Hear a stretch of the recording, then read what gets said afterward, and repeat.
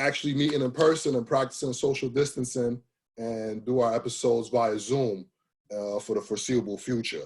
So once again, it's your boy E-Money. It's the Past Their Prime podcast. Make sure to visit our website, www.pasttheirprime5.com. We got some dope new content, new website. Also join our mailing list so you could start getting information about our merch, which will be coming soon, which we're all wearing right now. Got the nice hoodies. We still a little bit into hoodie season. We can squeeze a couple of weeks out of it. We ain't really get to that summertime fine yet. But let me take the time to introduce my other host, and let's get this show started. Gentlemen. Yo, your boy Johnny Dubs on deck in the building, live from Yonkers, New York right now. Shout out to all my people, my brethren, my hosts, talking to y'all, and all the listeners. Miss y'all too, man. It's been a while, it's been a minute. But we back, man. We here, we in the building. You see us, we on deck. Past Their Prime in the building. Terrible Towers always here. Yo, it's your boy Clooney. We here, straight from ATL, shouty. What it do? It's your boy Combs, PTP Combs. We in the building. Right on cue for draft time. You already know what time it is, man. In the back, 33 special. You know what time it is. The gang is in the building, man. You know what time it is. Dan Green in the building. You see the whole tower. I got the whole tower back there. I ain't playing with y'all. You know what time it is. Right up right below Barack and Morin. You see the gang. You know what time. They part of the gang too. You know what time it is.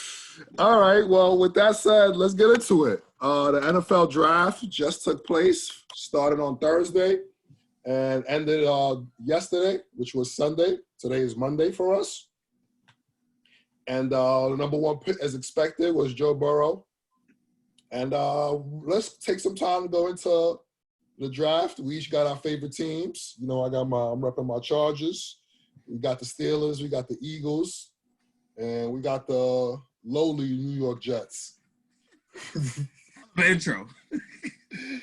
Oh, man. So let's take some time out to review everybody's teams and what they did in the draft. So let's start with the defending champs from a couple years ago. Coles, talk to me. I see you with your, is that a Jeffrey or a Wentz jersey? It's a Wentz.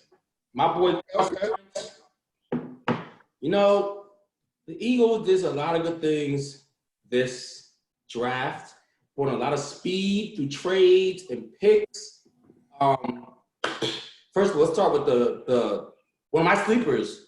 One of my top guys. I love this guy. It's a Jalen Hurts. I love the pick. I love the pick. He's a winner. Took two programs to the one to the finals. To college out in Alabama. The college playoff. Huh? The college playoff? No, he took the second team in the college playoff. The first one went to the championship, I believe, right? Yes. He won the playoffs still. Yeah. He's a winner. The man's a winner. I've heard Russell Wilson-esque. That's what I've heard. That's what we hear. Russell Wilson-esque. You know, when you have a running quarterback, you need a backup quarterback to do the same thing. So the offense just runs smoothly. We had a lot of speed at receiver. He brought in Marcus Goodwin. Fellas, last year, the days of Nelson Aguilar are over. Over. I don't want to see him no more. I don't want to see him no more. But I'm very happy what the Eagles did. We got Jalen Rodgers from TCU, very nice speedster. We brought a lot of speed into the camp. I'm very looking forward to it. I like a lot of things I'm hearing from the Eagles camp. So are these plays that you anticipate to be contributed from week one? Week one, on the field. Does this mean Alshon? But he's a wide receiver / tight end. I'm hearing Alshon on the block. Right, block and you a goal line receiver. But now we got some speed on the field though. Mr. Wentz, he's running. We out here, baby. I like it. I'm excited for the Eagles. Last year, as you guys know, we had tons of injuries at receiver. It was ugly. I don't know who played receiver for us. All right. So do you anticipate this being for the Eagles to move on from Wentz down the line if he continues to be injury prone?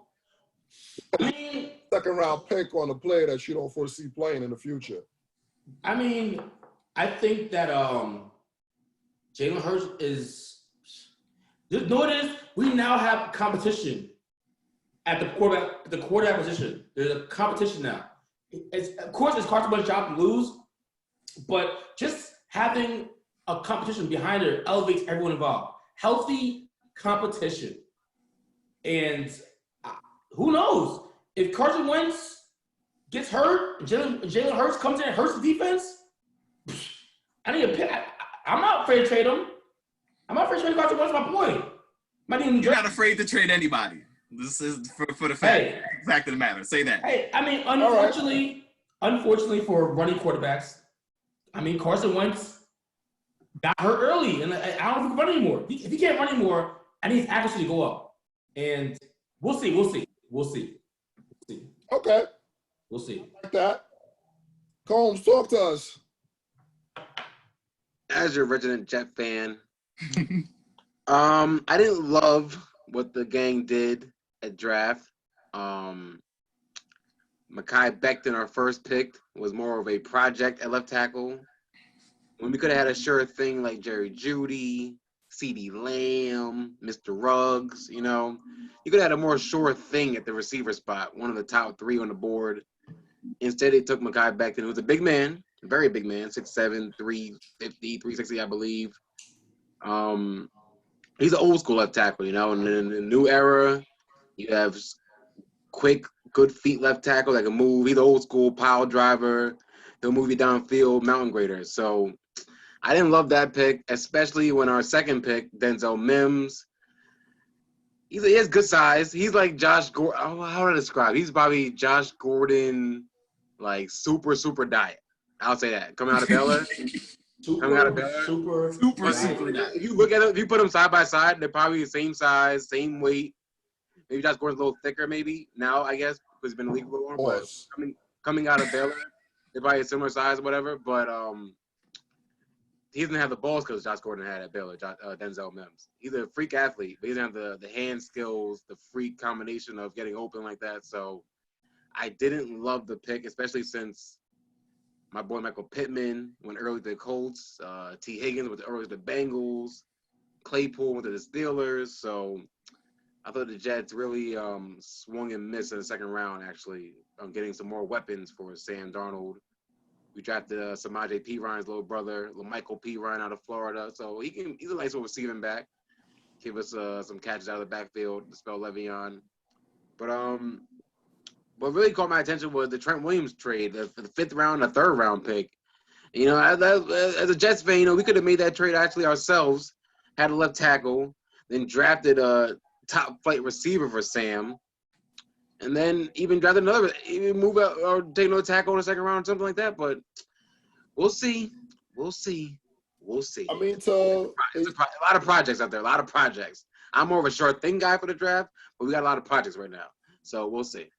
As a rebuttal, though, to getting Trent Williams, I was under the impression that he also wants a new deal and wants to be in a winning situation. We can compensate. We can compensate that, the Jets.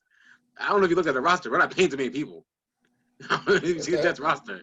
There aren't so many people. I don't know if you would have wanted to join a team that wasn't in contention. What happened?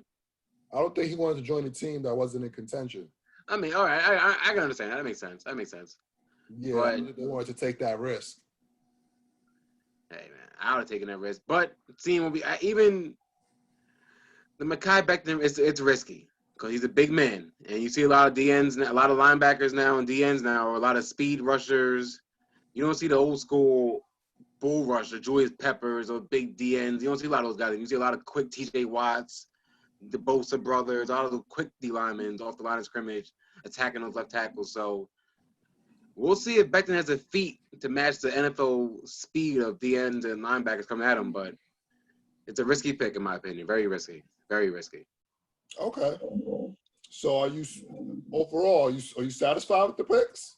Not at all. I'm not satisfied at all. For a team with weapons named Jamison Crowder, Perriman, and Herndon, I would have liked one more. I would like more weapons than Mims and Perine. I would like more. Personally, I would like at least 2 receivers, maybe 3.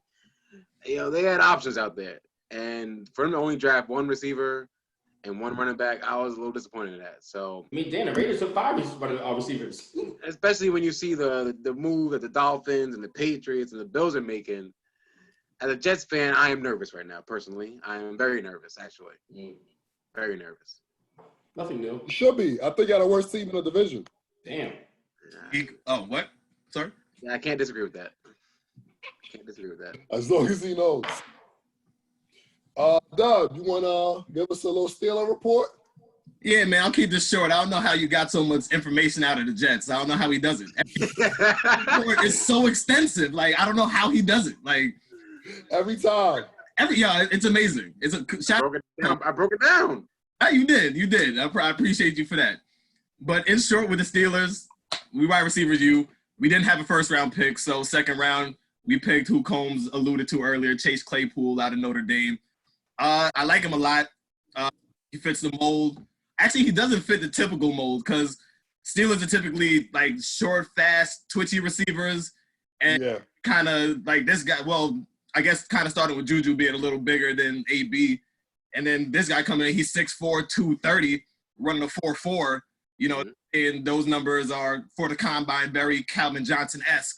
I don't want to jump out the window, but just those numbers, height, weight, and time, that's something to get excited about. And then seeing him on film, I like what he does. So I think he'll be a nice weapon for Ben. He looked good. He looked very good. Yeah, he looked very good. And especially his senior year, he kind of showed out 1,000 yards, 30 TDs. Like he did what he definitely showed progression throughout his 4 years in Notre Dame. Anthony McFarland out of Maryland, I like him.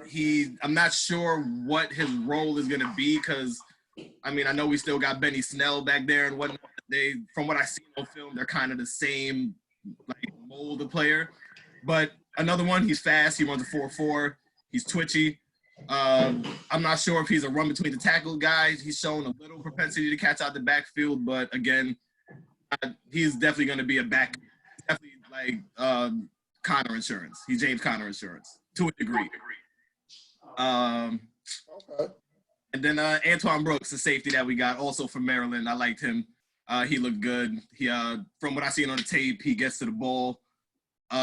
He'll, again, more so be somebody coming off the bench, work his way into the rotation and whatnot. But I like what the Steelers, overall, I like what the Steelers did. They added weapons where they needed to. Like, I didn't mention the edge rusher that we got, some old linemen, deep linemen. We did that as well.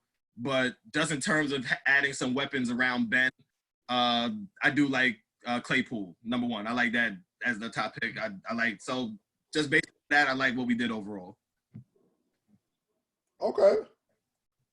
To round it out,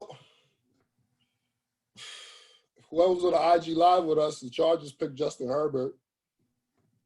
I'm with Combs. I'm not impressed at all. I felt like they should have moved up to get Tua, or if they're going to pass on Tua to get Jordan Love, he would have been there at number 6. It might have been a little bit high, but maybe you could trade back and catch another pick and get your quarterback of the future. I feel if we're going to have Tyrod Taylor starting, I think we should go with talent that more resembles the type of quarterback that people are looking for today, similar to Lamar Jackson, Patrick Mahomes, and Deshaun Watson. I think Jordan Love had those features and just wasn't able to put it all together on a consistent basis. And if we're going to take a chance on somebody, I'd rather go with the more athletic player, although Justin Herbert does have an arm.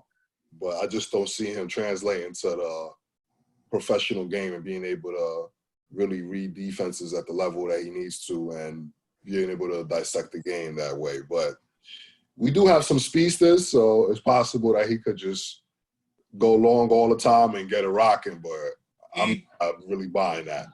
Exactly. You don't even sound like a believer. Like I'm listening to your whole spiel. You don't even sound excited. Like, what's up? I don't like the pick. Phillip Rivers left, your whole soul went with him. What was that? I said Phillip Rivers left and your whole soul went with him. What happened? Yeah, I'm not really feeling the moves they've been making.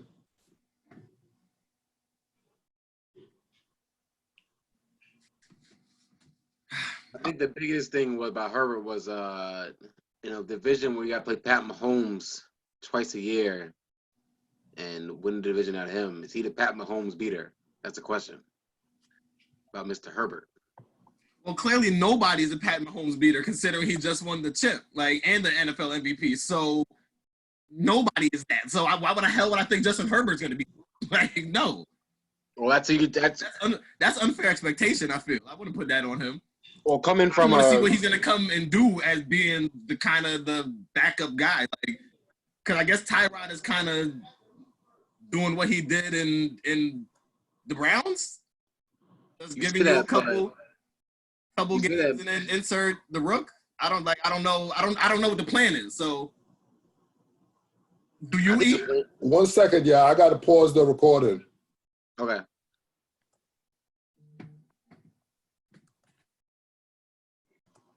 Okay, we're good now. But I'm just not buying that he's the quarterback of the future. But stranger things have happened, so we'll see. As the resident member of the Jets, who just had as y'all would say, the best quarterback of all time in our division, Tom Brady, anybody you draft is looked at as going against that guy in your division. That's why I said you draft Herbert or Bosa or Derwin James, you have one man in your mind at all times. That's Pat Mahomes. Every pick you're making, from the Raiders to the Chiefs, the Raiders to the Chargers to the Broncos, every pick you're making is based around Pat Mahomes and the Chiefs. So that's why I said when you take Herbert, or when the Broncos took Drew Lock last year, or wherever the Raiders are going to move on from Carr to going to Vegas, the main man you're looking at right now is Pat Mahomes and Andy Reid when you're drafting for anything. Definitely. So that's why I like the pick they made in the first round again with Kenneth Murray out of Oklahoma. Looks like he'll be a good linebacker. Mm-hmm. Some tackles, be able to engineer the defense. But if I was to give the Chargers a grade, there would be a C. Sounds about right. So anybody have a surprise pick? Yep, we've been talking about him. Let's get right into him. Jordan Love. I mean, what's up with Green Bay? Last I checked, y'all were trying to win now. You have Aaron Rodgers, obviously a top quarterback in the league, elite. He clearly showed out this last season after having a poor 2018. He bounced back last season. So I'm not understanding what going out and getting Jordan Love in the first round is going to do for y'all this shortened season. And being a rookie, and with this whole pandemic shit, he's not going to have it's gonna everything is gonna be shortened. So it's I don't get it. So off rip, that's a surprising pick. Aaron Rodgers situation. Say again? I think they're looking at it as an Aaron Rodgers situation when he came in for Brett Favre. Oh, I guess. I would agree with that, but Aaron Rodgers was considered the top quarterback that year. And it was between him and Alex Smith, and he just happened to fall that far. Now Jordan Love does have the raw ability to become a legit NFL quarterback, it looks like. But where the Packers is at right now, I'm sure they would have won. Aaron Rodgers and Devontae Adams would have won some weapons instead. Bro, name me if you name the Packers receiving core right now, it stinks. It's terrible. Devontae Adams, when Adams got hurt, Brown, everybody with these funny names, besides Devontae, why not go get another weapon? And Adams, they got the running game down pat, but it's more weapons around the man, equip him. Y'all trying to win now. When Adams went down, your thing that for them right now, that's not it. That's not it. I feel. When Devontae Adams went down, all they had was Aaron Jones. You would think they want to build on top of that, sign up for agents or something. They do anything. Nothing. Besides go get Aaron Rodgers' heir a year too early. That's definitely surprised that 27 wide receivers were drafted and Green Bay didn't draft one. Right. While the Raiders got 4 of them. 4 wide receivers. So. Yeah, so that's my surprise Definitely pick. alarming. Any other surprise picks? I like young Moss going to the Redskins. I like him a tight end. Hopefully the Redskins don't ruin him, but he's skilled, he has talent, he has hands. Man has hands. And is a spot over for him. He is done. I don't know how much longer. What's the Vernon? What's his name? The tight end? Vernon Davis. Vernon. I don't know how long he's gonna last. Vernon Davis retired. Did it? Yeah. Well, there you go. Perfect. And Coleman boy, the black Irishman, or the receiver, I forgot what he calls him. Teddy McLaurin. He needs a little help. My boy Scary Terry, man. Yeah, they got the young running back. Okay. So yeah, they're building over there. All right. Any other surprise? Oh, the Raiders surprised me with their first round draft picks. Taking, well, you know they love some speed. So I guess I wouldn't be. I guess you're not surprised seeing them taking Ruggs over Judy or Lamb, but I was very surprised seeing that happen because you watch Ruggs in college and the way he was utilized at Alabama, he wasn't the same type of receiver that Judy or CeeDee Lamb was. Like, he's a hell of an athlete, freakish speed. He is, I guess, their version of Tyreek Hill now for Oakland, but he's more of a gadget player, in my opinion. That I guess if he keeps on working, he could become a top-tier receiver. But what Judy and Lamb is right now, I think they offered more at the receiving spot than Henry Ruggs did. And their second pick, Arnett, was surprising too. A 24-year-old cornerback. Not very often you see one of those. Not in the first round. I mean, a contract's 5 years, so he's, you know what I'm saying, what is it, 20? Who's this guy? Like, what's going on there? He better walk in day one and be a Pro Bowler, pretty much. Like, what are we, 24? Yeah. Shit, what are you doing here? Like, fam. Mm-hmm. I'm surprised. The surprise I have is Dallas, actually. You know, when I heard that Jerry Jones was going to do the draft by himself, I know it's big. I know the thing. The fact that they came away with a good draft, I'm surprised. I'm surprised. I thought Jerry was gonna fuck it up. I'm gonna lie to you. I thought Jerry was gonna fuck it up. He did it. He did a good job. I hate saying the Cowboys. I hate the Cowboys.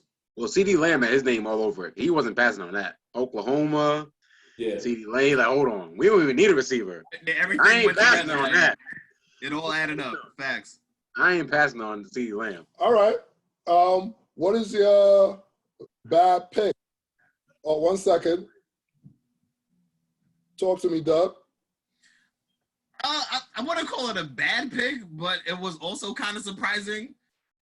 I guess the Jalen Hurts going to the Eagles, like Carson Wentz insurance. Are we running a 2-quarterback system? Like what's that about? Like, that was, to me, that was very surprising. Like, I don't understand. So, like, I don't know, whatever that means. I don't know what that means. You can fly. Watch your lip. But I don't know where Jalen Hurts fits in that offense. Like, I just don't know. Like, is that Carson Wentz insurance? Like, that's how I looked at it as when I woke up and I saw that pick. I mean, they went out and got a quarterback when they could have got more protection for Sam. So for Carson, so he got to run for his life. Like, I don't know, like something, get him some receivers, so he ain't got to depend on no hands Aguilar. Like, but it went Jalen Hurts. So, I mean, I don't know. I look at it more as they always say, if you got a guy that you want, go get him. Would he be there any longer? Besides, I don't know. Maybe they thought they had to take him there. They want him. Okay. Any other bad picks? I'm not going to say a bad pick, but for me. So if it's not a bad pick, why are you telling me about it? What happened? If it's not a bad pick, why are you telling me about it? Was a head scratching pick because the Lions traded Darius Slay to draft another cornerback. They didn't want to pay Slay. Plus, Slay said he wanted to be out, right? They didn't want to pay him, man. He wanted to leave. I get it. Anyone to leave, but I don't know. I thought the Lions could maybe did something different, change their. The real question about the Lions is why does Matt Patricia still have a job? That's you're right. That's another question. You're right. That's another question. That's the real question. You're exactly right. It's the Lions. It's Detroit. It's Detroit. What am I saying? Yeah. They only draft quarterbacks and receivers. Only ever draft. What was it? I said the Lions only draft cornerbacks and receivers. That's all they ever draft. That is true. Creatures of habit. And running backs. Right. They finally got one. They finally Barry Sanders for almost 30 years. got one. They finally got Kevin Johnson though. Finally got another one second round. DeAndre Swift from Georgia. Exactly. Oh, I was surprised too. The QB from Georgia. I think we'll go higher actually. I mean, I heard a lot of him during the season, and he fell kind of far back. So I think we'll go higher than Jake Fromm. These scouts love the prospects like Jordan Love. What's his name, right? Jordan Love. Listen to this guy. He's been in Atlanta for 3 weeks now. He's a Jake Fromm fan over here. I like results, He's kid. been in Georgia for 3 weeks now. He's over here running the Jake Fromm marketability team over here. Shit. Only him and Trey Young got posters out here. Now he's the SEC correspondent all of a sudden. This guy. Hey, we got one. We got one now. Like, let's go. Trey Young and him, the only two athletes in the ATL with ain't got advertisement. John Collins, who that? Really? Yo, who that? I will say for Jake Fromm, a 4-year starter from Georgia, that's very impressive. His natural ability isn't that impressive for NFL defensive. So, and a team like Buffalo actually is a pretty good team for him with Diggs and John Brown, Beasley, Devin Singletary, the running back. His problem is the arm strength. Arm strength pretty much is his problem. Arm strength. That's the biggest thing. If he can stay on pace with everything and stay on rhythm with everything, then he could be fine and be an actual starting quarterback. But he might be Chad Pennington, actually. Chad Pennington, maybe a little – yeah, I'll say Chad Pennington. He might be Chad Pennington a lot, actually. When did he have an opportunity to be a starting quarterback for the Lions? I didn't for the Bills. Josh Allen gets hurt. I mean, he always misses a few games, Josh Allen. He misses a few games every year. I guess. Okay. But All right. So, being that we discussed the draft, the highs, the lows, what would you guys think grading this draft? Do you think there's a lot of talent that's going to be contributing from day one, or this type of talent where they're going to contribute in spots and start really being big-time contributors in their second or third seasons? I mean, based off what you're seeing from how the gap is closing between college and NFL, I'm assuming you're going to see a lot of players, especially the receiver spots and running back spots. I assume a lot of players are going to actually come in and work fine. From Cam Akers and the Rams replacing Gurley with Cam Akers, I think he'll be a good player. To Clyde Edwards-Helaire in Kansas City, to Jordan Jefferson in Minnesota. I like Jefferson. I think a lot of players will come in next year and pick up right where they left off in college, pretty much. I like okay. But you see that has been the trend. Like, you always get, like, a couple first, second-year people always come in killing like that. Like, So I feel it'll continue. Like, you'll always have a handful of cats that's come in. They'll come straight in and just fit seamlessly into whatever program or system that they fall into. So, well, if you look at drafts from the previous DK Metcalf, like, you know what I'm saying? You wasn't worried about DK Metcalf last year. Like, you knew he was going to do his thing. Like, you knew the system. You knew he was going to help Russell Wilson. Like, somebody like that, you know he's going to hit the ground running. Okay. Picks, I think, like, CD Lamb and Judy, you can expect that. Like, they gonna come right in and do their thing. Like, yep, plug and play instantly. Not a problem.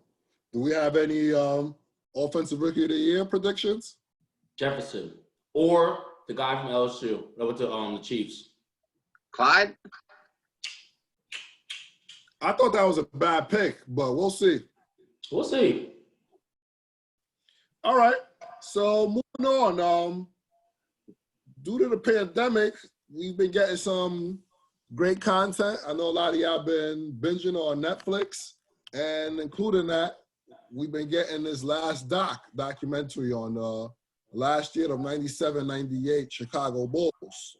And recently we saw the next two episodes, which focused on the middle of Michael Jordan's career all the way up to that last year that they keep focusing on, and explains some of the shenanigans that they were going on through that season where Dennis Rodman said he needed a vacation.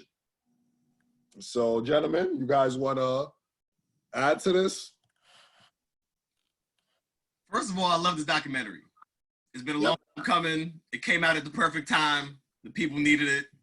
Like, I was mad that we had to wait a whole week in between the drops, but I'm not even mad no more. Like, it's the best thing on TV. So shout out to ESPN and everybody for even putting that together, because that shit is fire.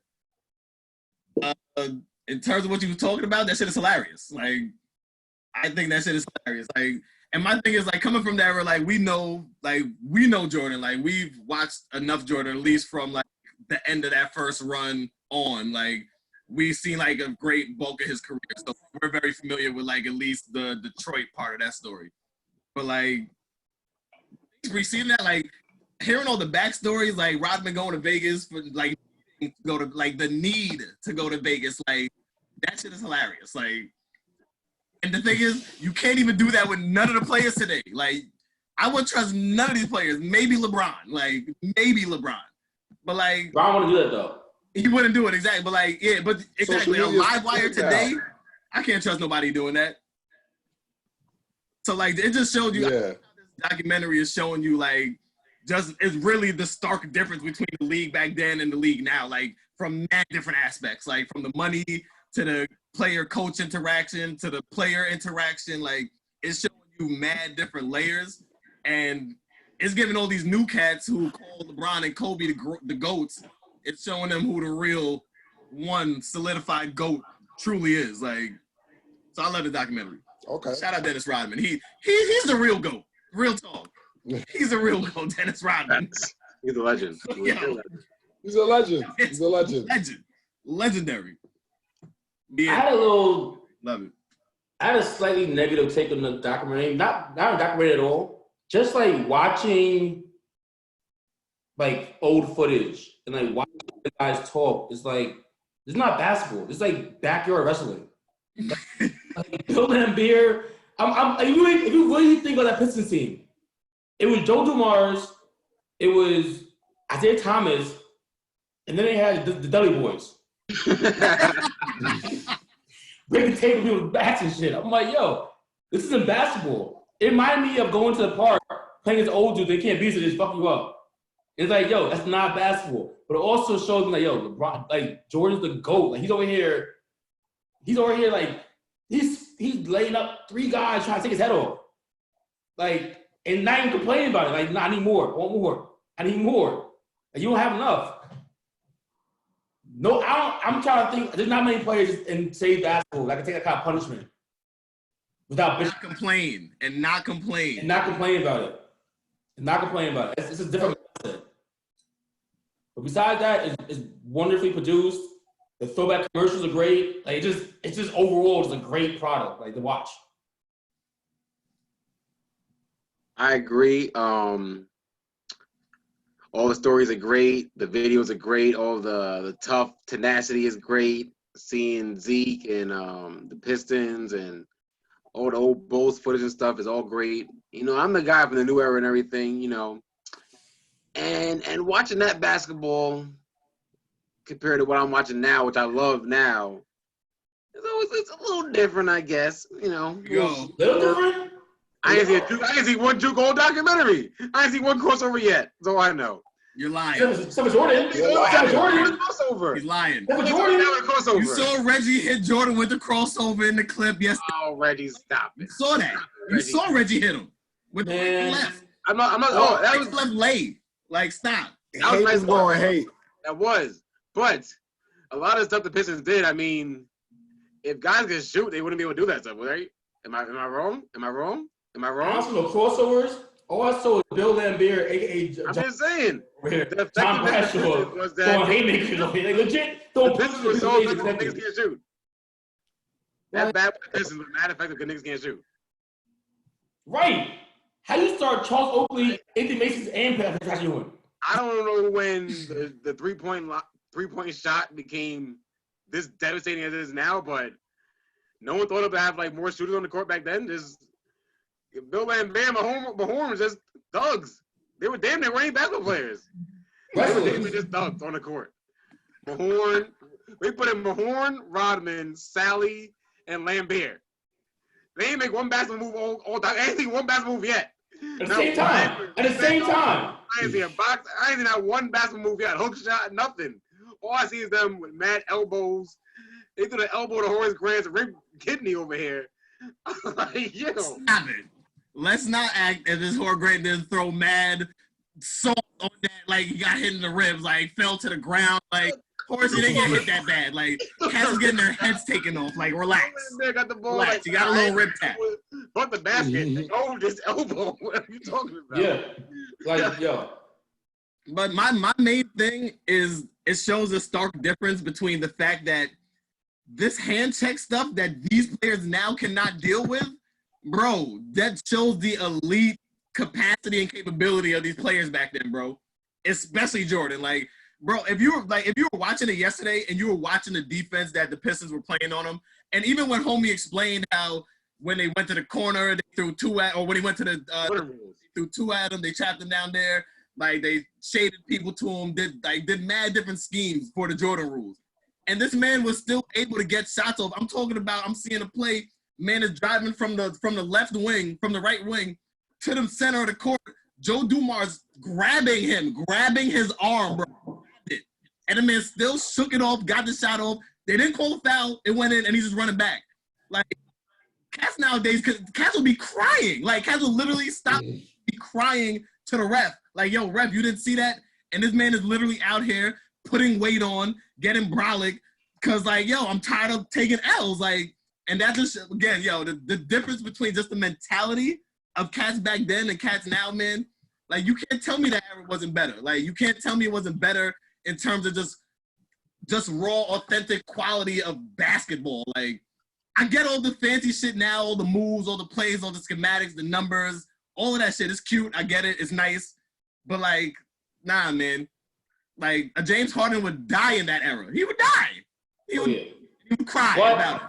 He wouldn't come back the next year and get strong. Like, he would go and cry. Like, Allen Mansion. Like, you say that, but Harden would run circles around my Harper. All right? Yeah. So, like, this documentary, it made me respect actually basketball now much more, actually. So, like, it was like, okay, my thought was like, you know what? The stars from back then can play now. But all the role players, nah. Nope. The overall quality of basketball now is better. Much right. better. The Bill Lambier, quality of basketball Rick now. Mahorns, get them out of here, yo. You're right. Get them out of here. They can't play today. They can't. They can't. They really can't. Because, like, you can't have Bill Lambier over here throwing clotheslines at James Harden. You can't have that. You can't tell me the product is better when your whole objective to beat him up. It's not good. That's not basketball.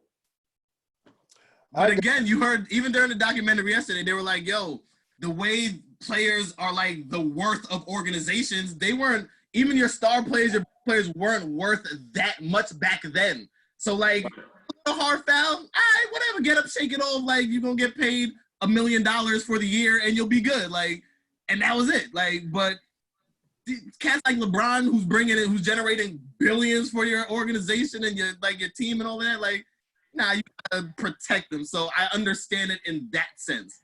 But again, it just shows the toughness of one era and the coddling of another, like, in a sense. So, like, I guess I come Combs is a new school cat. I guess I'm the old school cat. Like, okay. I respect both eras though, like, in their own right. No, let me just say that. I think you say it now, but if if somehow they got like a time machine and put those teams on the court now, but I don't watch this.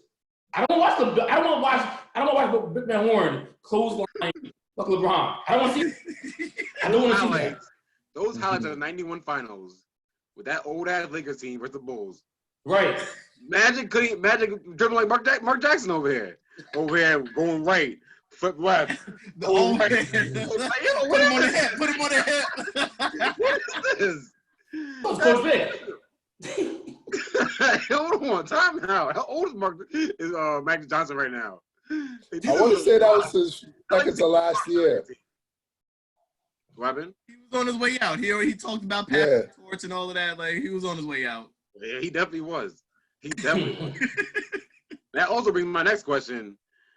I get it, imagine them dominated that era. But I need to check how many teams were actually competing with them in that era. Right. They were. Don't do that. They spoke about Cleveland. They spoke about Boston. Oh, Craig Elo, stop it. Right. Stop it. I knew he was going to do that. I knew he was going to do that. I'm giving the same face. Mark McGuire, Craig They Elo. needed a last shot to win. So I'm giving the same face. I'm giving the same face that Ron Harper gave him. Craig Elo? If that was the case, why'd you need 5 games to win? You know why? I agree with Combs though, because you know why? And this ties into what Combs is saying. I got a post today from my 2K chat about a Will Chamberlain game. This nigga had 53 points, 32 boards, 14 assists, 11 steals. Who the hell are you playing against? I think just now. Who are you playing against? But you're going off topic. That's not what we were talking about. No, but I'm just saying because Cone, you saying like who are these guys playing against? I mean, you're right. I was tying into what he said. As the biggest thing I'm taking away from this documentary is as I'm watching it, I don't remember a lot of these. I remember like the 97 season as I got older, of course, but the 91, 92s, 95, all that, I don't remember that shit really that much, but watching it now is like, I see the basketball, I can see the players are talented, of course, but a lot of two-pointers, man, a lot of two-pointers. So I know. A lot of still very high scoring and still very efficient. A lot of tough two-pointers. Say that. They were still very efficient basketball. Like, that's... Okay. Those next Bulls games were in the 80s, though. Those next Bulls games were 88, 85, something like that. Those are hard fought games. Those next Bulls games were 92, 85. The other thing I noticed that with the slower game, these dudes' prime lasted way longer. Like, Dennis Rodman was like 36. Like Jordan like 30. How old was Jordan on the Bulls? Like 36, 37? I think so. Like balling. All right, so moving on. Any other main points you want to get off before we move on to the next topic? That's it. You mentioned Phil Jackson and Doug Collins. You mentioned that. Yes, I did. I did like how the documentary tied that up. I like how they put that together, showed the transition from one to the next, like, and even change in style, it was still kind of like smooth, being cause. So I just feel that shows that they're both kind of elite in their own right. So obviously Phil being more elite, but it shows that he's a very solid coach, and especially for him being that young, his first season team and all that, like he did his thing. Like even though it was kind of easy, just give Mike the ball and that easy game plan, sure, but like. Well, I don't know if that's what he did. Convince Mike to give up the basketball now. No. Yeah. I feel like Doug Collins ahead of his time, actually. Like, Doug Collins, he tried to get that 1-1 basketball early. Like, hold on, get out the way. Phil Jackson was trying to go up Bill Cartwright. Like, hold on, what's going on here? And Mike ain't like that. He's out. I don't want Bill Cartwright taking the last shot. And Doug Collins a pioneer. He's like, hold on, you got to put the ball in your hand early. He was on his D'Antoni really early. That's what he was. He was on his D'Antoni very early. Like, yo, this is the best player? Feature him. And that's it. That was his whole mantra. And I'm not mad at it. But in Phil Jackson's defense, that's easy to defend. It is. Of course. Especially back then. Once the games get tighter and it's the playoffs, it's hard to win that way when everybody knows what you're going to do. So he said, Mike, involve your teammates and you'll be able to get the ball much easier. You won't score 35 a night, but you'll win. Yeah. Especially back then, we could fuck them up like that. You're right. You gotta pass the ball because like if you go to the rack every time you play it, He was Yeah, It's right. gonna start to hurt. you go get away with that. It's definitely gonna start to hurt. So all right. Moving on. If guys haven't been paying attention, ladies and gentlemen, we've been having a lot of musical content on the internet lately. One of them has been the Verzus that producers Swizz, Beatz, and Timbaland have been having, where they take different producers or songwriters and match them up against each other and match up their best hits, go song for song. Usually lasts about an hour and a half, 2 hours. And the most recent one that I can recall watching was Teddy Riley and Babyface, which finally happened after the first round was a little bit of a fiasco, the first attempt, I should say. And that one was pretty good. It definitely brought back some nostalgia. I even saw some people on my timeline that were actually getting dressed to the nines for this event, even though they weren't going to watch it from the internet, from their Wi-Fi. But what do you guys think about all of these verses and what it's doing for people's form of entertainment? It's great. It's for the culture, man. It's for the culture. It's great. Like I don't know how much people under 28 are enjoying it. I'm enjoying it. I'm loving it. I'm loving it. I know my boys I like to skate with. They're like 26, 25. They don't have no time for Teddy Riley versus Babyface. I love it. I'm loving it. My favorite album is Teddy Riley Babyface. My second favorite was Lil Jon versus T-Pain. Unfortunately, I missed the original Swizz Beatz versus Tim, so I didn't get to see that one. But those are my two favorites so far. Okay. Combs? See, man, my favorite so far have been T-Pain and Lil Jon probably. That's probably my era. Play a lot of my hits. I like that shit. I like the Manny Fresh and Scott Storch also. That was a good one. That was a good one. They weren't entertaining like that though. That's one thing for me. The music was good, but I think the entertainment factor. Yes. I mean, but people are there with the matchups. People are there for different things. Like yeah. Like, and then with certain people, like they ain't got no personality really. Like so. Right. They really here just for the music. So it's like when I saw Manny versus Scott Storch, like I knew that was like, all right, I'm only here for the music because nothing about their personal lives, like at all, like nothing. At all. Well, Scott Storch, you might want to know. They saying they're about to make a 30 for 30 type of documentary. Yeah, he's a little wild. I actually do know some stuff about Scott. Yeah. He a wild man. Wait, what happened? Money fast. He's a real BMF. Like. Wait, what he blew about $100 million on coke. Why did that? Well, you say you did a documentary on him? They say his life is worth doing a documentary on. Oh, okay, got you. I mean, you could tell he's damn near alive. People here like talking mad slow, like damn. Okay. For me, the verse has been dope. Again, it's one of those joints, perfect, right in time for what's happening, like perfect for the culture. My favorite one is the joint that we put on, to be honest with you. Right. I'll be quite frank with you. That joint was fire. It was dope. It was E-Money versus our man Bryce. Like, Pharrell versus Kanye. Pay me my respects. E-Money came out the victor. So, we put on for the brand, put on for PTP. So that was my favorite one, only because obviously we hosted it and we had a good turnout, man. People came out, people really wanted to vibe and see what was up. Like, so we really about to make it a thing too, low key. We got some things in the works. We're gonna keep that on the low for now. But yeah, man, that's a dope thing. Like, might as well just latch on to what's happening. Like, and it's a dope thing because we also, along with sports, we all love music. We talk about music in the group chat just as much as sports, I think. So like. That's one of those perfect kind of segues. It's like, yo, this versus joint came right on time, bro. Right on time. Scott Storch and T-Pain was Scott Storch and Manny Fresh was the best one to me though. I think that was my favorite one. Okay. Outside of the one Bryce and I did, which I thoroughly enjoyed on Friday, my favorite one might have been Sean Garrett and The Dream. You forgot you were R&B cat low key. Huh? I forgot you were R&B cat low key. Hey, I'm saying they got hits between the two of them. Minus Sean Garrett open the camera, I was cool. I love the Dream. God, he's boring. He has no personality at all. He's literally just playing songs. That's why he a behind the scenes guy, man. That, and I found it hilarious that he started playing golf. What? Started playing golf during the battle. And he told Sean Garrett, stop telling people about number ones. We stopped worrying about number ones 10 years ago. Oh, damn. I didn't know you flex like that. Damn. I thought they had beef, though. What was that? Damn. I thought they didn't like each other, Sean Garrett. I was surprised when I They saw. don't. Oh, okay. Oh, like real life? Yeah.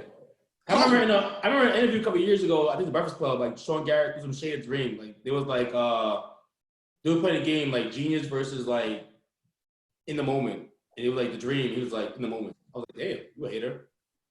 Damn. Yeah, but as you can see, they both have an extensive catalog. You know. Yeah, that's a fact. We live Yeah. in our primes. Like we lived through a lot. We lived through a lot of their music. I can't focus on Sean Garrett's face too long though. It was rough. It was rough to watch the battle. Right. Like, to Like, watch it, to listen, it was great. Like audibly, Yeah. like to watch it though. Like Sean Garrett, you gotta be the ugliest R&B guy I ever seen in my life. You It was rough. That was a little rough. All right. Well, keep our listeners in tune. We're definitely gonna put out some correspondence and marketing for our battle coming up next Friday. Friday. Excuse me. We got a couple joints in the works, man. We got a couple joints, man. Y'all advertise more than fucking Jermaine Dupri and Dallas Austin did. Cause they trash. I didn't really have a battle. I already had a battle. Nah, no funny though. I'm like, I'll be very frank. Like when I saw that, I thought about it. I was just like, damn, are we gonna have to cancel this? Like, are we gonna have to cancel our joint? Cause like their joint was like they advertised it like 2 hours before it was supposed to start. Oh. Like, damn, son. Like, are they gonna pull people away from our joint? And it was just like, nah, we good. I didn't even hear about that shit. I didn't hear about that at all. I didn't hear about it at all. Exactly. I don't follow Jermaine Dupri or Dallas. Exactly. So like, But that's no disrespect to that because we know they both legends in their own right. But of course.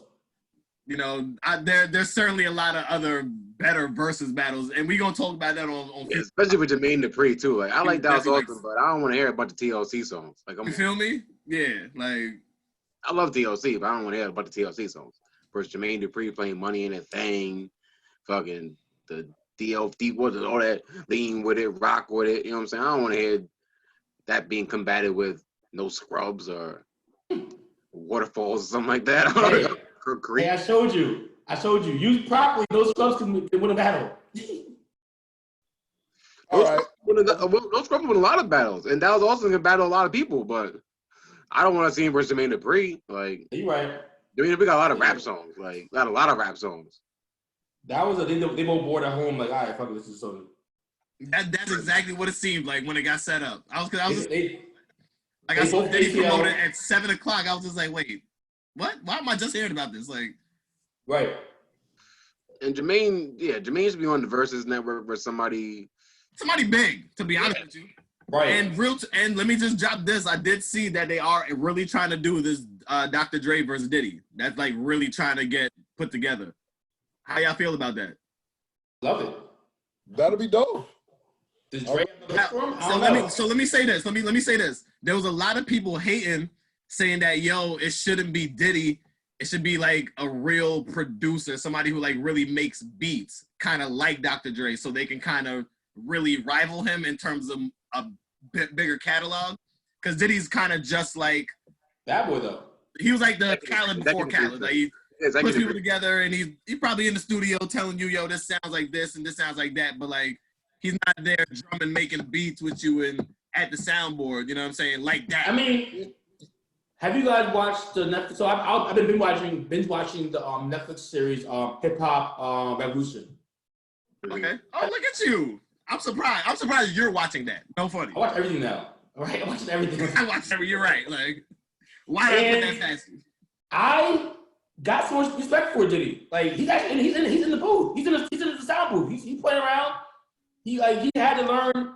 I remember he said he was following someone who like didn't play any instruments, but he knew how to make the sounds of instruments. So he started learning how to do that stuff. I'm like, yo, he's in the booth. Oh no, Yeah, no one's saying Diddy isn't the executive producer of everything for Bad Boys, but him versus a Dr. Dre, I think.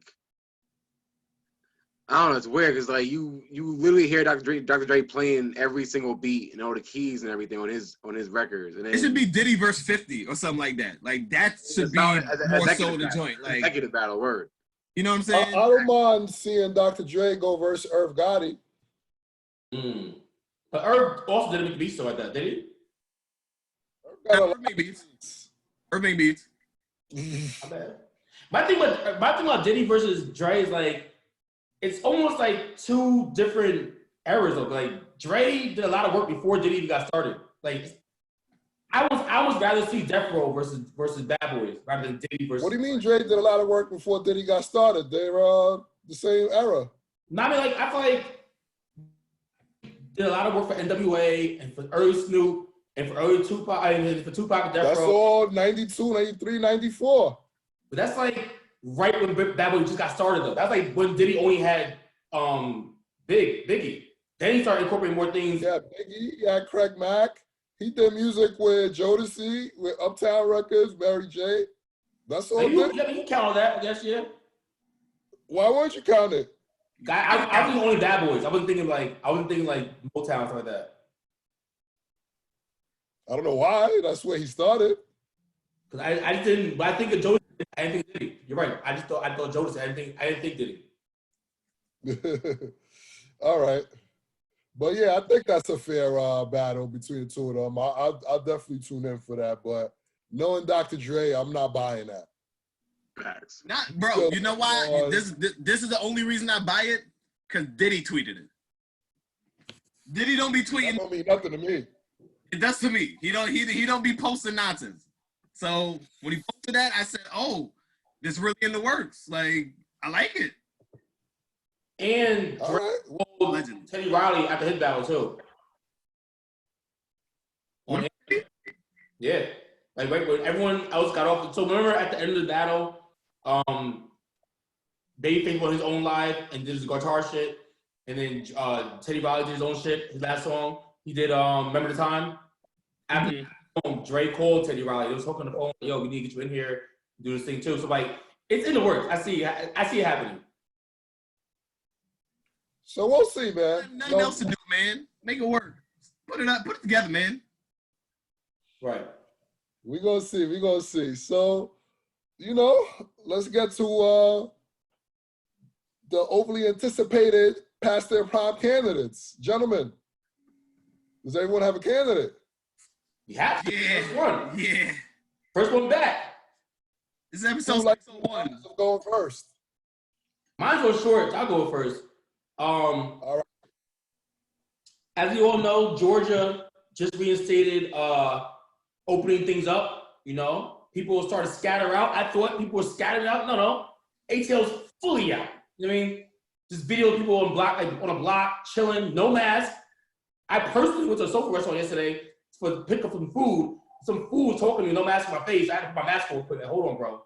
You can't see me, John Cena. You can't see me, bro. You gotta back up. Too close. So ATL, you gotta chill, ATL. Like, yo, give it at least 2-3 weeks. Give it some time. Don't just hop out there. Ease up a little bit.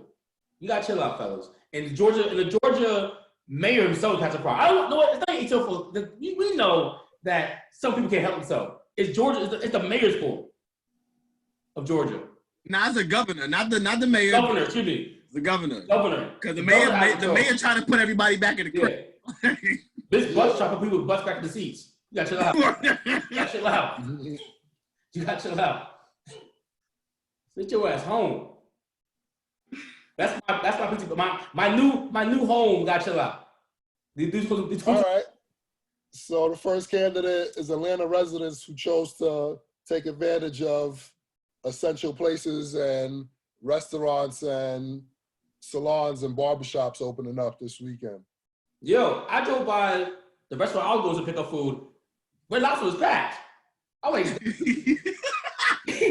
was like, y'all need them cheddar biscuits I see. Red Lobster? Out of all places. Right? Yeah. Out of all places. Like, little line outside, I'm like, damn, that's that much? No, yo, that's the thing. In ATL, there's a fucking seafood spot on every block. Why you still here? That's crazy. Yo, you can get crab, seafood, shrimp anywhere in ATL. Why are you rushing to the Red Lobster? These are biscuits. Nah, them That's cheddar my baked top. biscuits be That's my hitting. top. They top 5. They undefeated, man. They are good. They I ain't undefeated, gonna lie, I man. bought some from the grocery store. I bet you did. Yeah. Kroger got it. Like my man Dre said, I found my Kroger changed his life. I mean, All right, man. Combs, what you got? You already know NFL draft time. I make my predictions on quarterbacks and projections. I told y'all Rivers is PTP, Eli's PTP, Big Ben's PTP. No, we're not. We'll see if he can play. We'll see if he can stay alive this year. We'll see. Mm-hmm. First year without Antonio Brown looked a little shaky. We'll see how year 2 goes. But I heard week 2, but continue. Get to your PTP candidate, man. but as I think the Green Bay Packers are telling us, Aaron Rodgers is about to hit that PTP decline, fellas. And it's nothing against Aaron Rodgers, you know, but at 35, I think coming off a year where he played pretty well. He's more of the Aaron Rodgers, the game manager Aaron Rodgers last year. And he played well. Maybe that was due to the weapons they had, the lack of weapons they had. Aaron Jones had a regular season. But the Packers and Matt LaFleur thought that this kid, Jordan Love, might be able to give him a little added extra something that maybe people like the guy actually. He's a good teammate.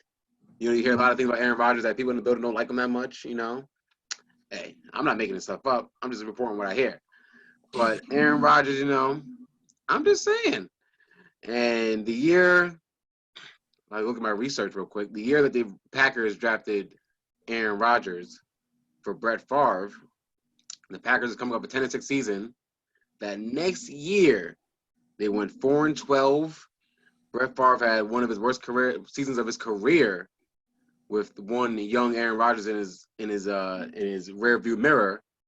And I believe the same thing will happen this year to one Aaron Rodgers. You see, the Bears might have an actual quarterback now with Nick Foles. The Vikings look a lot better. What are you saying? I said the Bears. Let him finish The his Bears have an actual quarterback now with Nick Foles. Nick Foles. I mean, Mitch Trubisky can't throw. They have a great defense, though. And Mitch Trubisky, if they can put points on the board, they'll win games. Like, Both get that straight. That's a fact, Combs. That is true. That is true. That is true. If he can stay healthy, that's one thing. But in that division, the Vikings look good. We saw the 49ers wash them up last year. If Aaron Rodgers struggles, man, that's all I'm going to say. The Jordan Love calls will be louder and louder as Aaron Rodgers struggles, possibly. You know, and he ain't the runner that he used to be. This kid Jordan Love can move in the pocket, dirty up a little bit. Aaron Rodgers knows, we know Aaron Rodgers doesn't like young receivers. He doesn't want to work with anybody. He's not going to mentor Jordan Love or anything. So I think we know this is going to play out. Aaron Rodgers may be a new team, maybe not next year. But I think in 2 years, 2022, Aaron Rodgers is somewhere else. And Jordan Love is a quarterback of the Go Pack Go. Might be early. Might be earlier. Rodgers. Dub, you got anybody? Yeah, man. Real quick, piggyback off of Coles's COVID-19 fiasco down there in the A. Shit ain't much better in New York because you got 13 cases of bozos out there drinking household fluids and whatnot, and disinfected and Purell and Lysol and bleach and a whole bunch of other nonsense due to our president giving out bad information per usual. But, you know, short and sweet, man. Like, do better, people. Like, do better. Like, how for your whole life you knew not to drink bleach, but this weekend you decided to drink bleach. Like what happened in the brain? Like why did we short circuit there? Like why did bleach become the drink of choice? Like as opposed to the water and the Henny and all the other libations you probably been ingesting. Like why the Clorox that's been sitting under the sink? Like why? I just don't understand. I just don't understand. So I don't even know who's supposed to get that. Is it New York? Is it the New Yorkers? Is it the president? Like, is it like the best way to put it? The best way I would put it is Trump supporters who drank bleach. There we go. That works. That works for me. Trump supporters who drank bleach. It's y'all. It's y'all. So ATL residents who stepped outside now that the quarantine has been laxed in Georgia.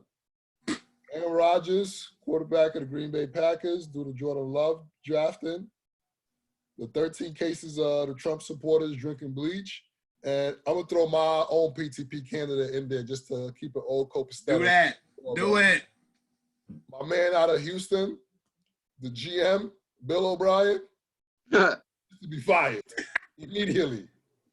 Why are you giving up a top 3 wide receiver for a pack of old pistachios and Bluntvilles?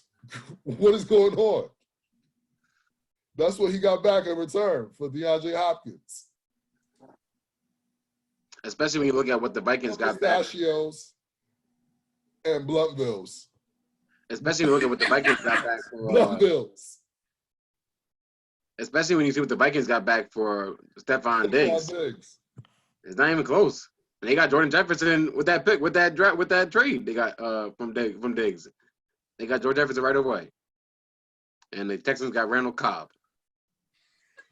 And they traded last year their first rounder for Larry Tunsil. They did. And it's made him the highest paid tackle. Hardball to sign him to a long-term deal. Mm-hmm. What Larry Tunsil just get? 3 for 66 or something like that? Yeah. The highest paid left tackle by $4 million. Something nasty. Yeah, so I'm not sure what Bill O'Brien's doing, because what is Larry Tunsil protecting? Because Deshaun Watson don't got no real down-the-field threats anymore. He ain't got no Hopkins no more. Nope. He got Will Fuller? 7 games. Can he Will still? Fuller was on the pup list. 7, 8 games. 7, 8 He's games. solid, but he's not.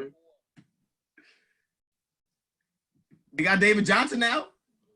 It's ridiculous. Toast. So, Toast. my past their prom candidate for episode 601 is head coach and general manager of the Houston Texans. He should be relieved of both duties. He should. I have a PTP. But One more. save it. Save it. Save it. He'll be here next week. It's all right. He'll be here next week. No problem.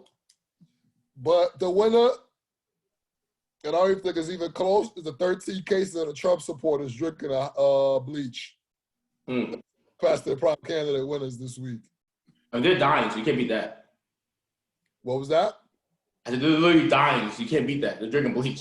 Or at least trying to die. Like it's just like I don't get the game plan. Like it literally says do not ingest on the bottle. Like it says that in the warning. Like do not put in your mouth, your eyes. It says that. Like, but they did that.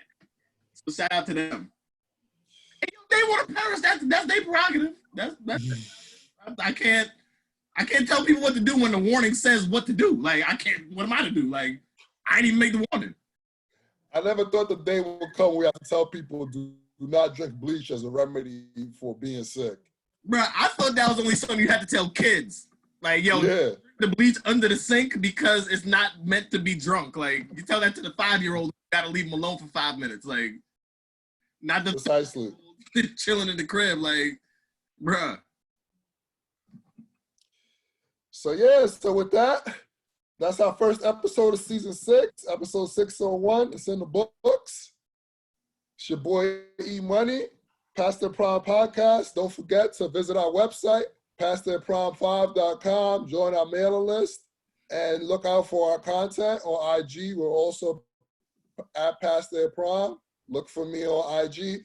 on the Past Their Prime handle or on the handle emoney718. Gentlemen? Yo, Past That Prime, man. Check us out. Like E said, the website. Check us out on YouTube. You're going to see all the content, all the clips up there. Check us out, man. It's your boy Johnny Dubs. Check me out at Dubs on Deck. You see the @ name down there. Boy Coles, you see it, Marcus that _ Costanza. Holla at me. It's your boy PTP Combs. You know the deal. Gang, gang. 33 special. You see it. 33 special.